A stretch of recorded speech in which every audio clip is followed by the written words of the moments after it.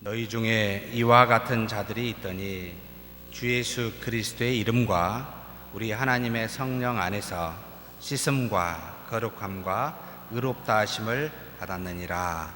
아멘. 소요리 문답 91번에 대해서 하겠습니다. 먼저 91번 하기 전에 오늘 읽은 본문의 말씀은 먼저 짚고 한번 넘어갔으면 좋겠습니다. 너희 중에 이와 같은 자들이 있더니 주 예수 그리스도의 이름과 우리 하나님의 성령 안에서 씻음과 거룩함과 의롭다 하심을 받았느니라. 자, 그렇다면 이렇게 물어볼 필요가 있습니다. 우리가 어떻게 해야 씻음과 거룩함과 의롭다 하심을 받을 수 있습니까? 라고 물을 때는 두 가지 조건이 앞에 붙어 있습니다. 뭐죠? 이 주 예수 그리스도의 이름과 우리 하나님의 성령 안에서, 그래서 우리는 중보자를 두 분이라고 이야기합니다. 눈으로 보여 이 땅의 십자가의 죽으심으로 우리가 속량을 입은, 그렇게 은혜를 주신 우리 주 예수 그리스도와 그 이루신 속량을 이 땅에 오셔서 눈에 보이지 않게 시간과 공간을 초월하여 택한 사람에게 들어가 그 은혜를 전가 적용하시는 성령의 하나님 안에서 우리는 거룩하고 씻음을 받고 의롭다함을 받습니다. 믿으십니까? 그러면 이제 이렇게 또 한번 질문을 해야 됩니다. 다른 데서는 씻음과 의로움과 거룩함을 받을 수 있는 길이 있을까요? 없습니다. 다른 데 찾아가시면 안 됩니다. 항상 그리스도 성령 안에 있어야 됩니다. 근데 우리는 조금 착각할 때가 있습니다. 교회 안에 있다고, 정말 죄송합니다. 여기는 안 그러실 거라고 생각하는데, 이렇게 앉아 계시다고 다 그리스도 안과 성령 안에 있는 건 아닙니다. 생각이 막 다른 데 가 있습니다. 지금 불을 올려놨는데 이게 내가 껐나 안 껐나, 막 상상의 나래를 펴서 걱정 근심, 이건 그리스도 아니라고 하기가 조금 곤란할 수 있습니다. 그리스도 안에, 이 자리에 오시면 장소가 아니라 그리스도 안에, 성령 안에 거하는 저와 여러분이 되었으면 좋겠습니다. 자, 그러면 우리 문항 91번 성례에 대해서 보겠습니다. 성례가 어떻게 효력이 되어 구원을 얻게 하는 방도가 되는가? 자, 하나님이 우리에게 은혜를 주시는 수단, 방도 세 가지를 이야기했습니다. 첫째는 뭐죠? 예. 첫째, 둘째, 셋째 중에 뭐가 있죠? 아무거라도 하나라도. 가장 중요한 것은 성경, 하나님의 말씀. 두 번째는 성례. 역시 우리 찬양대 오늘 너무 은혜스러웠습니다만 역시 실력도 있으시군요. 성례. 세 번째는 뭐가 있습니까? 예, 기도는 크게 이야기하면 안 됩니다.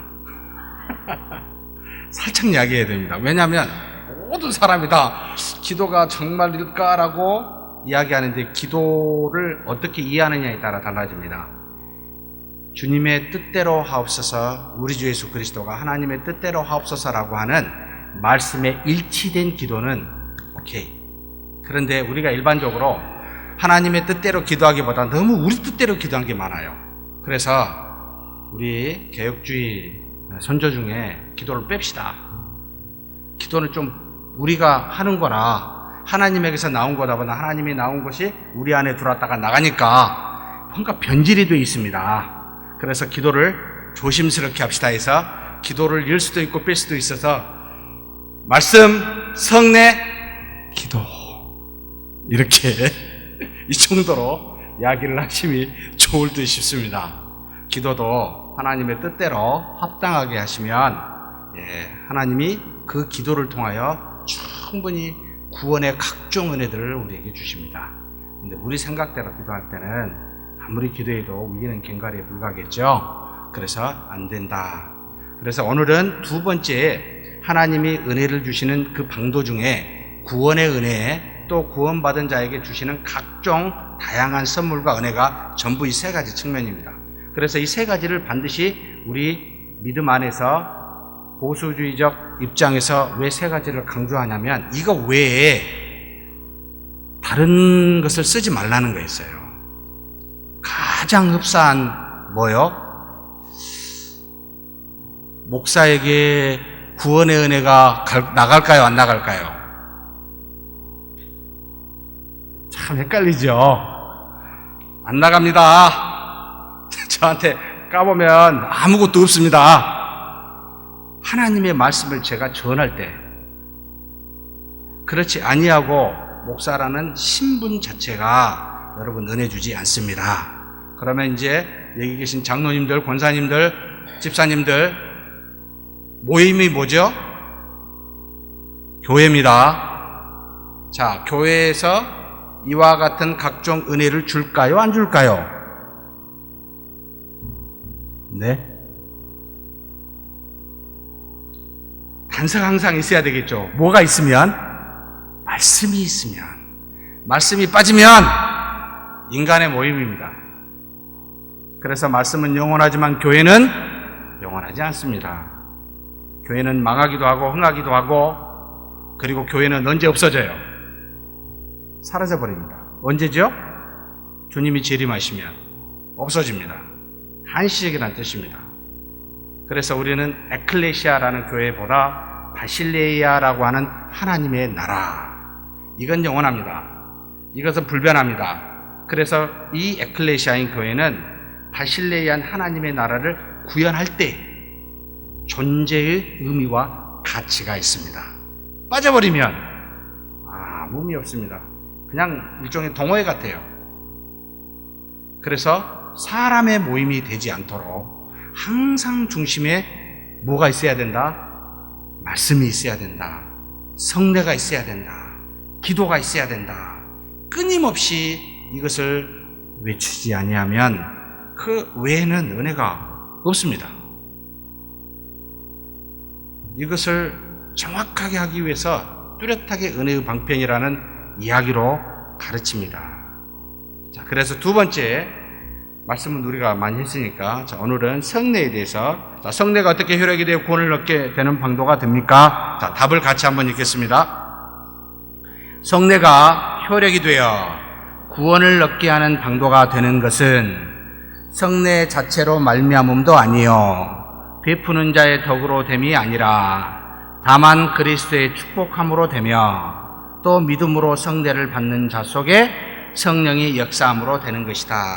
자, 가장 중요한 일단 성례가 구원의 유효한 수단이 못 된다라고 이야기를 합니다. 자, 성례 자체가 어떤 효력이 있는 것이 아니다라고 먼저 말합니다. 이것은 좀 역사적인 배경이 있습니다. 성례가 뭐죠? 일단 거룩한 예식입니다. 거룩한 예식 중에 우리는 두 가지를 지키고 있고 가톨릭은 7가지를 지키고 있습니다. 우리는 거룩한 예식 두 가지가 뭐죠? 세례와 성찬식입니다. 나중에 가톨릭 이야기를 하겠습니다. 가톨릭이 성례 자체에 굉장한 의미를 뒀습니다. 여러분, 성찬식을 만약에 가톨릭이 하게 되면 떡과 잔을 하는데 한때에 잔을 안 주고 성도들한테는 떡만 줬습니다. 왜 그런지 아십니까? 너희들은 죄인이야. 막을 만한 자격이 없어. 우리 같은 거룩한 자가 다 마셔야 돼. 라고 한때에 그러면서 그것을 먹고 마시면 그 떡과 피가 안에서 어떻게 돼요?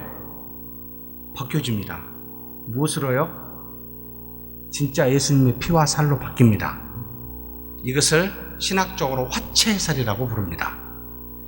몸으로 화한다는 거예요. 진짜 그렇게 안에서 바뀌는지 한번 까보고 싶은데 도저히 까볼 수가 없어요. 까보면 처참가니까.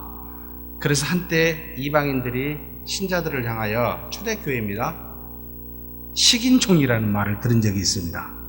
그렇게 가르쳤기 때문에 진짜 포도와 떡을 먹으면 안에서 바뀐다는 겁니다.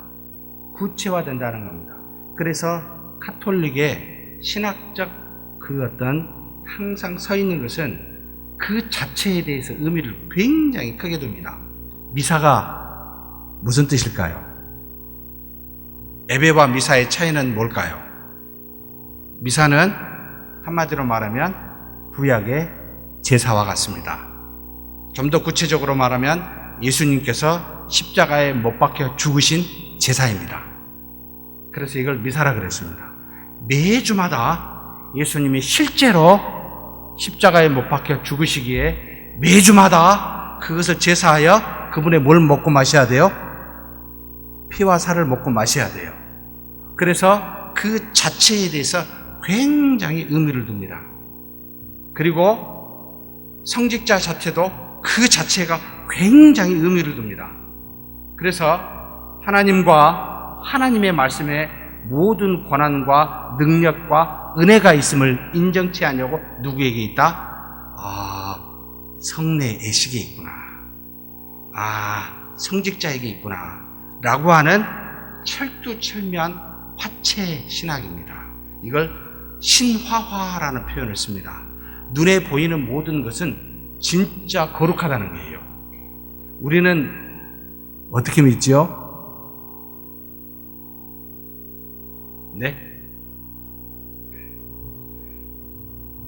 우리가 하고 있는 성찬식은 먹으면 뱃속에서 어떻게 돼요?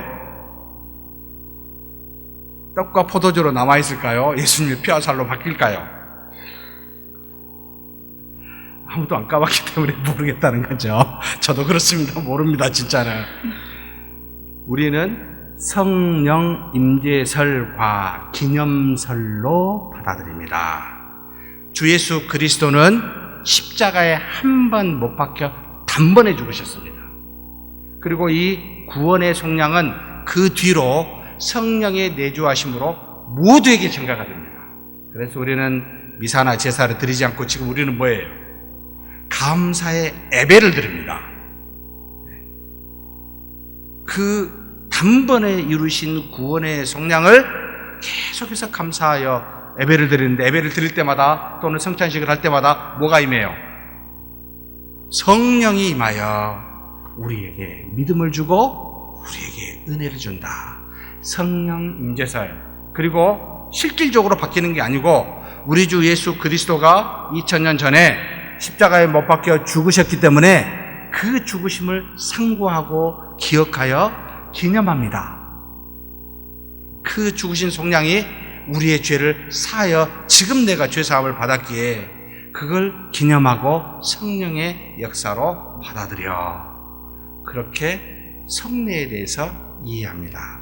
그래서 눈에 보이는 모든 것은 실제적으로 거룩하다, 거룩하지 않다. 내가 지금 질문하는 건데 이게 뭐라고, 거룩합니까, 거룩하지 않습니까? 눈에 보이는 실제적인 건 아닙니다. 그래서 성례에 관해서 늘 말할 때는 외적인 증표입니다. 자체가 은혜가 있는 게 아닙니다. 그 자체가 아니라 그 예식을 행할 때 성령의 하나님이 방금 우리가 읽은 주 예수 그리스도의 이름과 하나님의 성령 안에서 깨끗함과 씻음과 의로움과 거룩함을 입는다. 다른 게 아니다. 그래서 우리는 그렇게 받아들입니다. 그래서 자체에 없어요. 그것을 행할 때 하나님의 임재, 성령의 역사가 있어서 은혜가 되고 거룩함이 돼요. 우리 자체의 것이 아니에요. 우리 안에, 우리 영혼 안에, 마음속에 있는 영혼 안에 거룩하신 분이 거하여 거룩을 이루어가 우리가 하나님 앞에 거룩한 자라라고 이야기합니다. 아직 우리 육체는 조금 더럽습니다. 매일 가서 안 씻으면 발냄새 납니다. 손도 좀 씻어야 됩니다. 하나님 앞에 기도해야 됩니다. 말에 대해서, 생각에 대해서. 그래서 하나님 또 잘못했군요 라고 우리가 이렇게 기도합니다. 우리 자체는 거룩하지 않지만 거룩하지 않는 우리를 거룩한 성령께서 거룩한 모양으로 우리 안에서 역사하여 은혜를 주심으로 하나님으로부터 그 거룩함을 입게 되고 거룩하다 칭함을 받게 됩니다. 그래서 겉을 따라가지 말라는 겁니다. 가톨릭과 같이 그 자체를 의미 있게 두지 말라는 겁니다. 그래서 우리는 애식을 취할 때 애식의 방식이 한 가지겠어요? 다양하겠어요? 세례를 줄 때 물에다 푹 집어넣어야 됩니까? 아니면 기분 나쁘게 물을 탁 튕겨버려야 됩니까? 아니면 살짝 가지고 물에 또 얼려야 됩니까? 이것을 신학교에서 가르칠 때 어떤 것이 맞죠? 어떤 게 맞죠? 네 맘대로 해라. 왜요? 제가 조금 격하게 표현해서 죄송합니다. 중요치 않습니다. 그것을 행하는 성례를 집행자와 성례를 받는 사람의 마음속에 믿음에 달려 있습니다. 그래서 물을 막 해가지고 얘가 깜짝 놀라게 하지 말고 착딱 안 놀라게 해야 된다 생각하고 하나님이 성령님이 역사하여 그 상황에 그에게 은혜를 주고 거룩하게 입혀달라고 서로 간의 믿음으로 기도할 때 그 역사가 이루어지지 이 자체가 아닙니다. 그래서 꼭 침례와 같이 물색에 집어여야 온통 모든 죄가 얼굴 이쪽만 냈더니 밑에는 다 죄가 씻었는데 여기는 못 씻었어요. 그래서 여기 죄가 남았다. 이런 어리석은 생각하지 말아라. 자체가 아니다 라는 걸 분명하게 처음부터 가톨릭에 나올 때부터 이야기를 하게 됩니다. 그래서 자체에는 없다. 자, 요한복음 3장 5절 보겠습니다. 우리는 오직 무엇으로만 거듭납니까? 물과 성령으로 거듭납니다. 한번 같이 읽겠습니다. 요한복음 3장 5절. 예수께서 대답하시되 진실로 진실로 내게 이르노니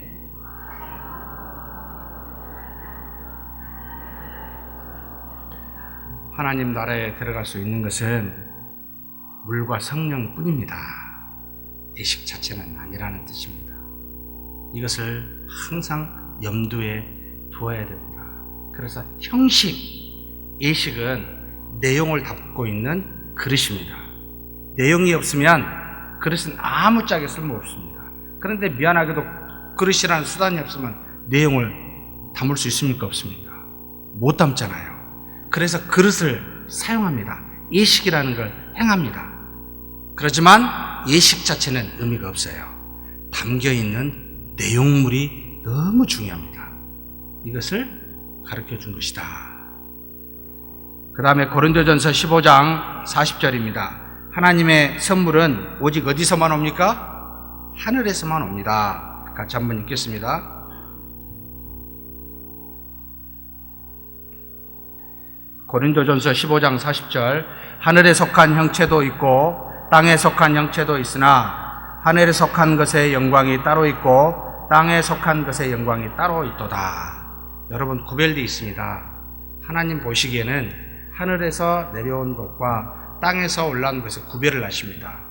모든 선한 것은 어디서부터 옵니까? 모든 의롭고 거룩한 것은 어디서부터 옵니까? 여러분, 하늘로부터 옵니다. 다음에 땅의 것에 우리 연연 안 해야 됩니다. 근데 육체는 필요해요. 먹을 것도 일용할 양식도 필요해요. 하나님이 주셔요.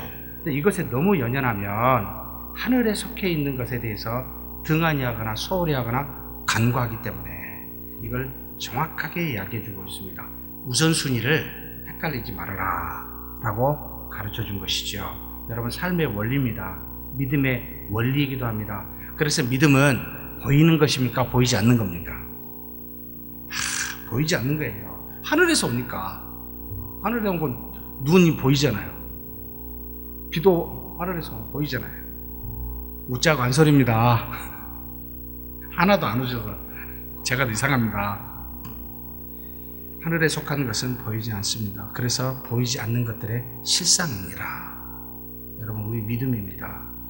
그걸 품고 사는 우리입니다. 그러니까 세상 사람들로부터 정말 지혜롭다고 박수 받을까요? 어리석다고 손가락질 당할까요? 네? 우리 보고 야, 정말 지혜롭다. 혹시 박수 받으신 분 계세요? 아무도 안 받을 겁니다. 세상은 무엇으로 판단하니까? 눈에 보이는 것으로. 뭘 갖고 있습니까? 얼마나 멋집니까? 얼마나 가지고 채워져 있습니까? 이런 것으로 판단하니까 우리는 그런 거 안 믿잖아요. 웃기고 있네. 그렇게 말은 안 하고 속으로만 제가 그럽니다만, 그렇게 말하면은 도리어 나보고 어리석다 하겠죠. 우리는 손가락질을 당하는 것이 마땅합니다. 세상에서 절대 박수 못 받습니다. 그래서 박수 받으려고 하면 여러분 세상과 타협하는 것이에요.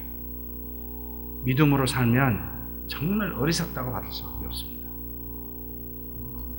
자, 하늘의 것은 돈으로 살 수 없습니다. 이걸 살려고 했던 사람이 있는데 엄청 혼났습니다. 이거 넘어가겠습니다.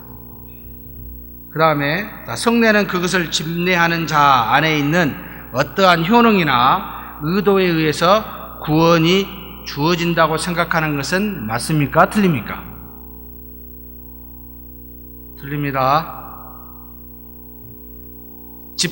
집례자의 의도로 주신 것이 아니라 하나님의 능력과 하나님의 뜻으로 주어집니다.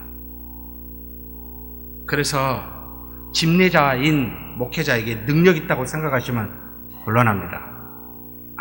아무 능력이 없습니다. 제가 오직 하나님만 능력이 많으십니다. 그 하나님이 나에게 오시사 하나님의 말씀을 따라 하나님의 뜻을 따라 집행했을 때 나나 집례를 받는 사람이나 믿음으로 나오면 은혜가 있고 믿음이 없으면 은혜가 없습니다.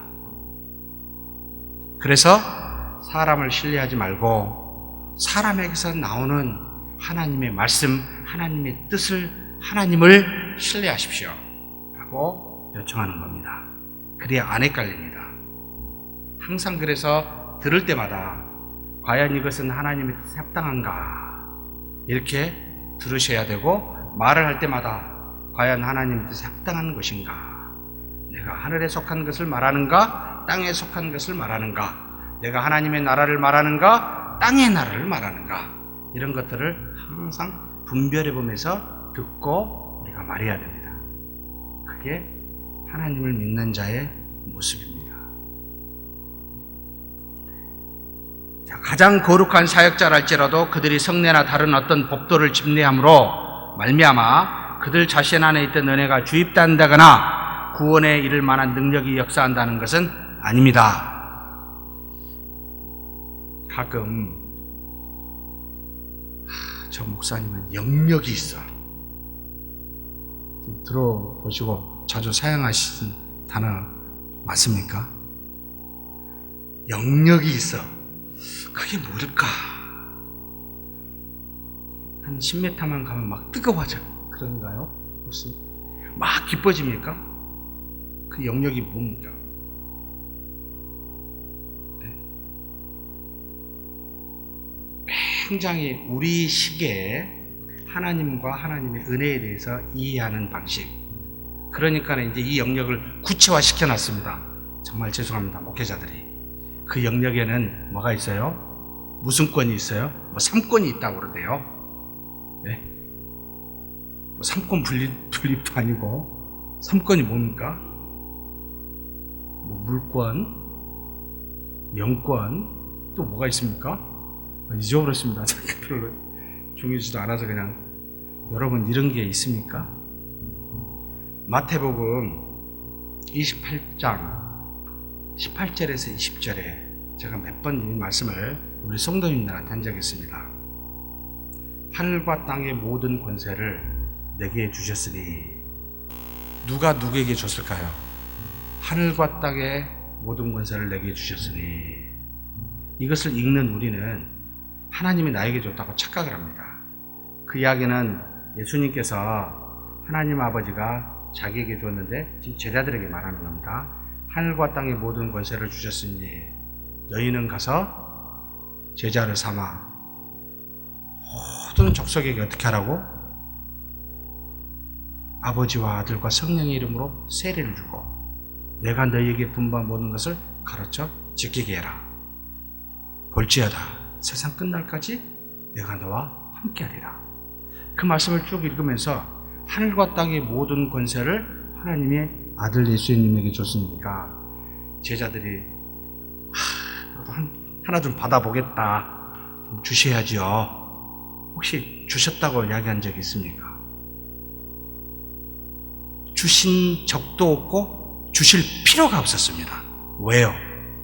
하늘과 땅의 모든 권세를 자기에게 줬는데 이 예수님께서 어떻게 하시겠다고? 볼지어다 내가 세상 끝날까지 우리와 어떻게 하시겠다고요? 함께 하시겠다고요. 애따 금 나와라 뚝딱 은 나와라 뚝딱 그 어떤 지팡이나 무슨 뭐 방망이를 준 게 아니고, 그리고 밖에서 그래 잘하나 보자 쳐다본 게 아니고, 능력을 받으신 예수님이 어떻게 하시겠다고요? 직접 우리와 함께 하시겠다. 그러면 우리는 능력이 있는 게 아니고 뭘 갖고 있습니까? 하나님의 아들 예수 그리스도를 모시고 있습니다. 능력이라는 사물로 생각지 마시고 내 맘대로 이렇게 저렇게 하는 것이 아니라 인격이시고 뜻이 갖고 계시고 모든 일을 하나님의 당신의 뜻대로 이루시는 그분이 직접 안에 계시겠다라고 가르칩니다. 제가. 그러면 우리는 뭘 해야 됩니까? 내 맘대로 뚝딱뚝딱 하는 게 아니고 아이고 어떻게 해야 됩니까? 물어봐야 되잖아요. 나는 능력 없고 이분은 능력이 많으니까 이럴 때는 어떻게 해야 됩니까? 물어야 되잖아요. 이분은 능력이 많으시니까 그걸 가지고 어떻게 하라고요? 가서 모든 족속으로 제자를 삼아 아버지와 아들과 성령의 이름 세례를 주고 또 어떻게 하라고요? 분반 모든 것 하나님의 말씀 가르쳐 지키게 해라. 내가 너와 함께 하겠다. 이걸 하라는 거 아닙니까? 사랑하는 성도 여러분, 우리는 능력이 없습니다. 우리 안에 예수님이 능력이 많으십니다. 그래서 집례자 또는 집례를 받는 자가 중요한 게 아니고 그 안에 역사하시는 그 하나님이 중요합니다. 그래서 우리는 또 믿어야 됩니다. 제가 정말 늘 하는 이야기입니다. 믿어야 됩니다. 믿음으로 해야 됩니다. 이 말은 그분이 계시기 때문에 그렇습니다. 그분이 우리 안에 계시고 살아 역사하시기 때문에 그렇습니다. 자, 그러면 우리는 여기 보십시다. 가장 거룩한 사역자라 할지라도 그런 게 없어요. 고린도서 3장 7절 우리가 할 일이 뭐겠습니까? 같이 읽겠습니다. 그런즉 심는 이나 물 주는 이는 아무것도 아니로되 오직 자라게 하시는 이는 하나님 뜻이. 우리가 할 일이 뭡니까? 이제 그분이 잘 자라도록 하기 위해서 뭘 해야 돼요? 심고 물 주는 겁니다. 그냥 믿음으로 심는 겁니다. 그리고 다 그 믿음이 자라도록 말씀으로 부어주는 겁니다. 그러면 나머지는 자라기 위해서 열매 맺게 하신 분은 하나님이십니다. 그래서 무슨 일이 이루었다고 어떤 것도 자랑하지 말아라 라고 말하는 이유는 우리가 한 일이 아니기 때문입니다. 어떤 경우에도 우리가 한 일이 아니기 때문에 그렇습니다. 철저하게 믿으셔야 됩니다. 안 그러면 내가 있다고 목이 곧은 사슴처럼 교만해집니다. 그러면 주변을 다치게 합니다. 상처받고 주게 됩니다. 그래서 믿음은 굉장히 중요한 요소입니다. 자, 그러면 성대가 구원을 받게 하는 방도가 되는 것 해서 두 가지 우리가 고린도전서 6장 11절 읽었습니다. 주 예수 그리스도와 하나님의 성령 안에서만 받습니다. 자, 그러면 그리스도의 축복으로 우리가 거룩한 예식에서 은혜를 받고 하나님의 놀라운 역사를 경험한다는 겁니다. 마태복음 28장 18절 20절 우리가 읽었으니까 넘어가고, 그 다음에 성령에 대해서 받는 자 속에 성령의 역사로다. 고린도전서 12장 13절 말씀입니다. 같이 한번 읽겠습니다. 우리가 유대인이나 헬라인이나 종이나 자유인이나 다 한 성령으로 세례를 받아 한 몸이 되었고 또 다 한 성령을 마시게 하셨느니라. 우리는 성령으로 세례받고 성령을 마십니다. 마신다는 말은 성찬식을 의미합니다. 성령께서 세례와 성찬식 때 역사하사 우리 안에서 믿음을 작용하셔요. 그래서 성례는 믿음이 공고해지는 은혜가 있습니다. 우리가 믿고 나아가면 성령이 안에 역사하사 믿음이 튼튼해지는 은혜가 있습니다. 그러면 이제 이렇게 물어야 됩니다. 세례를 받을 때 구원받을까요? 아니면 구원받은 자가 세례를 받을까요?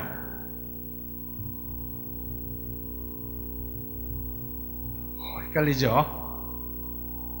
세례 받아야 구원 받습니까? 세례 안 받으면 구원 못 받습니까? 이제 좀 감이 잡히죠? 세례는 외적 증표입니다. 내적 역사로 인하여 우리가 언제 구원받았는지 중생되는지 잘 모릅니다. 그래서 바람이 왔다가 싹 하는 느낌은 있는데 이걸 정확하게 알 수가 없어요. 실체 성령의 역사가 그래요. 그래서 그거에 대해서 명확하게 알 수 있도록 외적인 증표로 세례를 받으라는 겁니다. 그러면 세례를 받을 때 두 가지 의미가 있습니다. 하나님 앞에는 무엇이죠? 믿음의 고백을 통하여 하나님의 자녀임을 감사히 여기고, 성도들, 보는 성도들 앞에서는 뭐죠?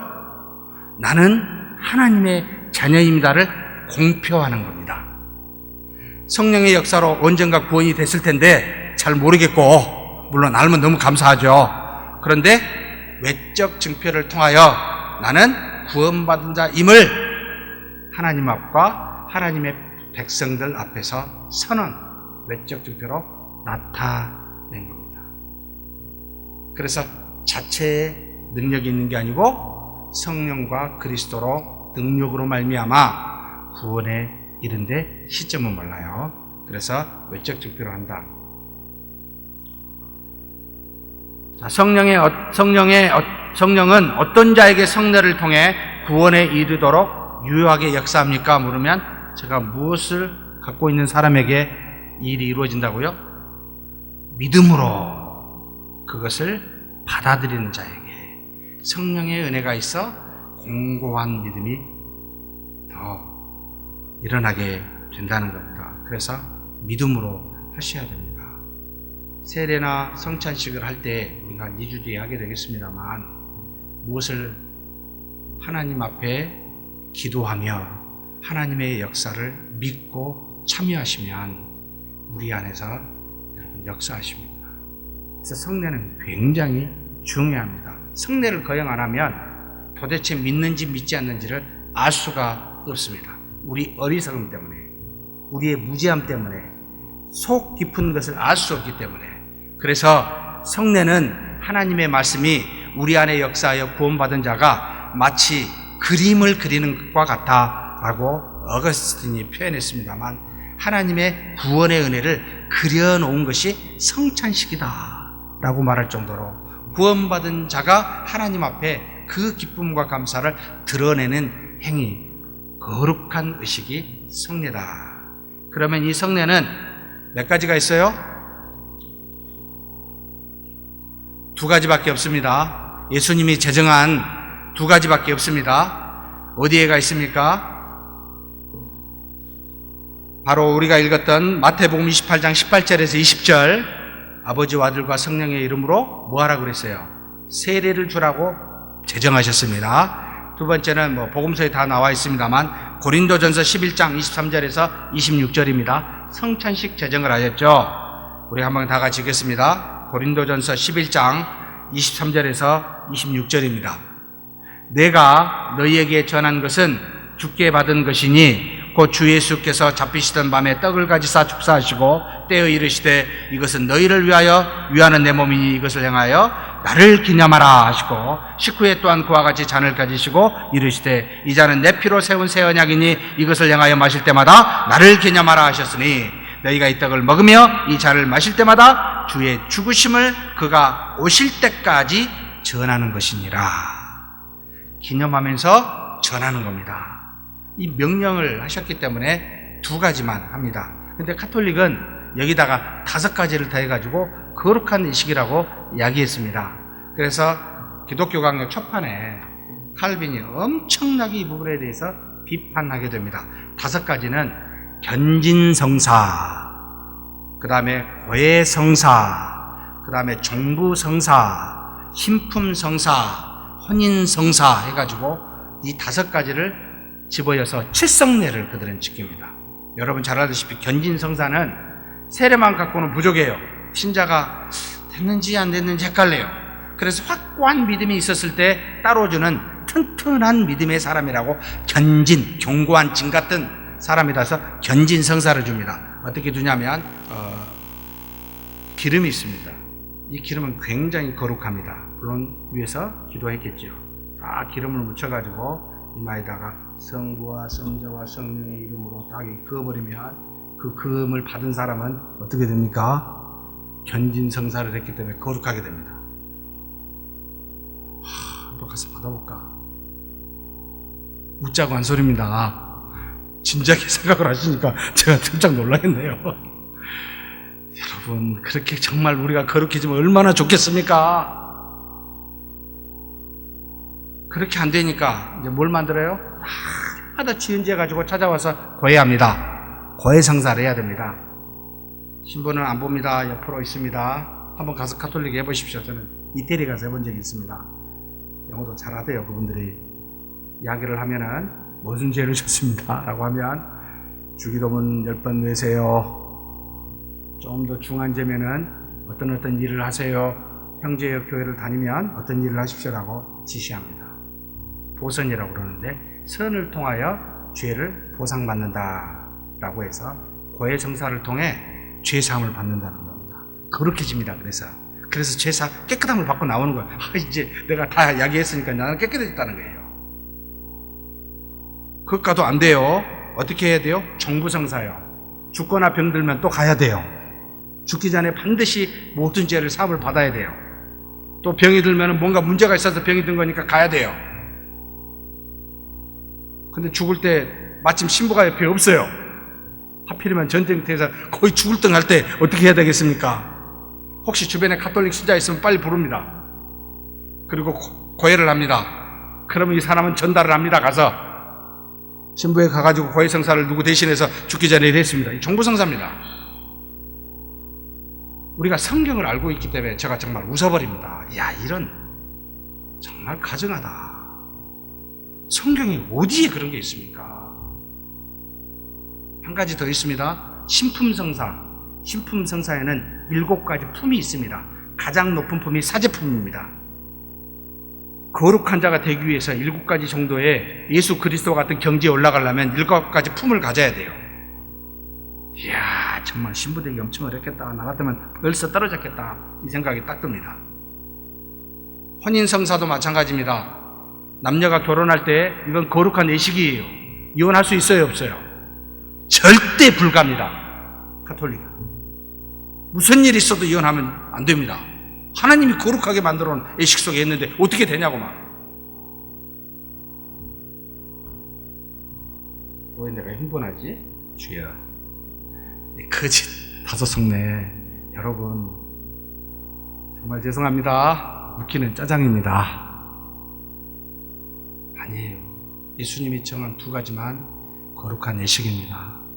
그것만, 그 제정한 것만 우리는 받아들이고 시행을 하고 있습니다. 그래서 여러분 세례식과 성찬식 중히 여겨야 됩니다. 할 수만 있으면 저는 아이들 유아 세례와 어른 세례를 구별해서 그 주간은 그 세례자들을 위한 축제로 만들고 싶은 게 제 마음속의 바람입니다. 정말로 하나님이 역사하여 구원받은 자가 하나님께 기뻐하고 함께 우리 성도가 기뻐하는 시간이 이 세례식입니다. 성찬식도 너무나 기쁜 겁니다. 오직 하나님의 백성과 자녀만이 주 예수 그리스도를 믿고 그것을 기념하여 행하는 우리의 믿음을 공고하게 하는 예식입니다. 할 수만 있으면 성찬식을 왜 이렇게 3번만 할까? 정말 목표는 한 달에 한 번씩만 하면 좋겠는데 한 달에 한 번씩 하면은 난리 납니다. 뭐가요? 준비하기가요. 그래서 2달에 한 번씩이라도 해야 되겠다. 주님 어떻게 좀 도와주십시오. 라고 지금 생각하고 있는 겁니다. 여러분, 거룩한 예식 속에 하나님의 역사 2가지입니다. 예수 그리스도의 이름으로, 하나님 성령의 하나님으로 깨끗해지고 거룩해지고 의롭다함을 입습니다. 그런 예식을 지켜 행하는 우리 교회 되기를 주의 이름으로 축복합니다.